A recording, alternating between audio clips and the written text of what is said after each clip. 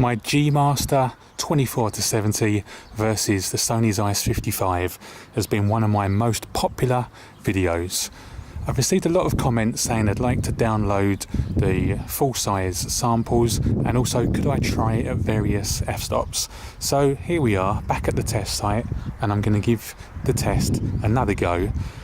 Basically, I'm going to shoot these two photos at 55 from 2.8 onwards, 10 minutes apart, steady shot off, uncompressed raw.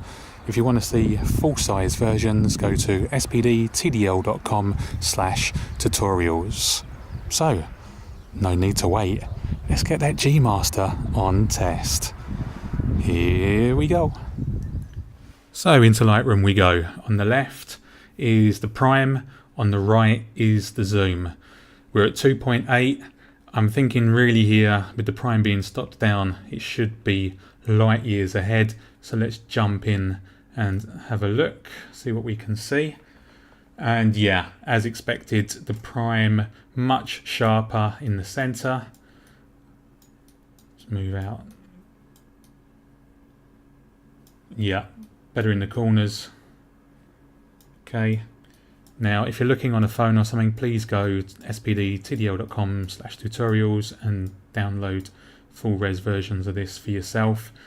So, you know, at 2.8, it's game over for the G-Master, unfortunately. So let's skip on to f4.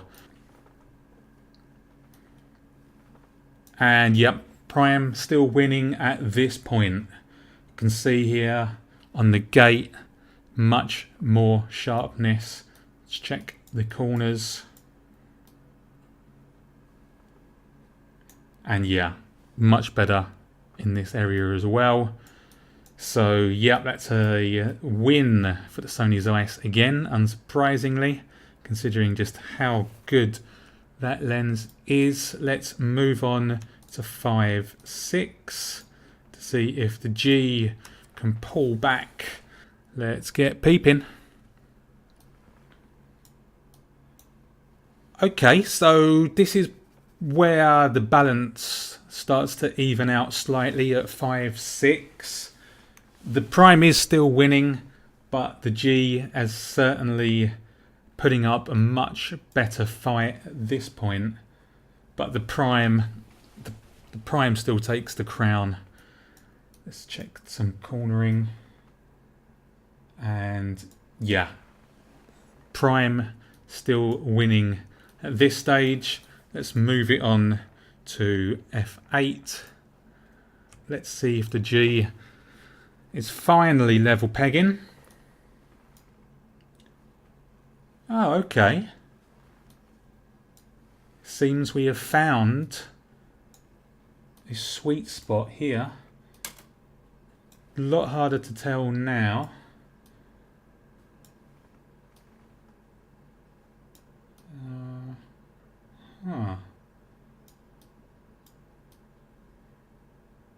Yeah, on the corners here, the prime is still winning, but the zoom is now in the race. So for landscape usage, going sort of between f5, 6 and f8 really for the zoom. It's where you want to be at 55. At 35, the zoom is a lot stronger. Let's check here. Certainly the prime would still take the crown, but I wouldn't be afraid of using the zoom for this shot whatsoever. Let's go to the last one, which is f11. Okay, yeah, again, a lot closer.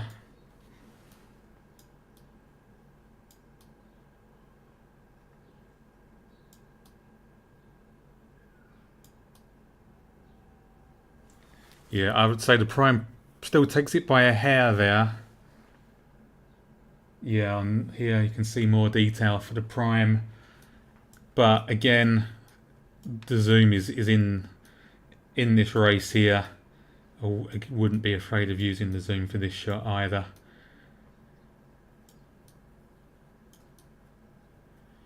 So as expected, king of the lenses and my favourite all-round lens for size, sharpness, portability and price is the Sony Zeiss 55 for the win. But if you're at an event and you need the convenience, certainly that G Master is holding its own, especially at 35 when there was no difference that I could see between the 35G and the 35 2.8 Zeiss. Take a look at that video, it's the one before this, and again you can download full size samples for that.